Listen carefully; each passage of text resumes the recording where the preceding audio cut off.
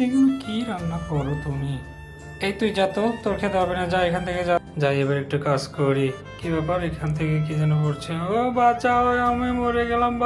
এই তোমাকে কতবার বলছি এই কাজ তুমি করো না, ভালো লাগে না। এই কাজ করলে তোমার সাথে আমি থাকবো না, যাও। আমি চলে যাবো আমার বাপের বাড়ি।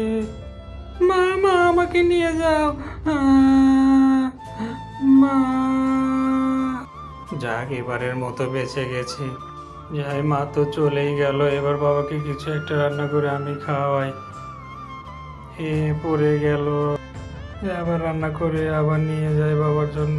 এই নাও বাবা, তোমার জন্য রান্না করেছি, তুমি খাও, তাড়াতাড়ি সুস্থ হও। বাবা, আমি তোমাকে অনেক ভালোবাসি, বাবা তুমি সুস্থ হও। যাই এবার একটু বড়শি দিয়ে মাছ ধরে নিয়ে আসি বাবার জন্য। এই মনে মাছ পেয়েছি, মাছ। এ কত সুন্দর মাছ পেয়েছি, বাবার জন্য নিয়ে যাই। বাবাকে রান্না করে আমি খাওয়াবো। আমার মা যেহেতু আমার বাবাকে ছেড়ে চলে গেছে, আমি বাবাকে রান্না করে খাওয়াই, সুস্থ করে তুলবো। এ কি হলো, আগুন লেগে গেল কেন? এই আগুন থাম থাম থাম। এই আগুন তো থামছে না, আগুন। এই বিট্টু বাবা, কি হলো রে, কি হলো, কিভাবে আগুন লাগলো? বাঁচাও বাঁচাও, আমার বিট্টু সোনা কি হয়েছে?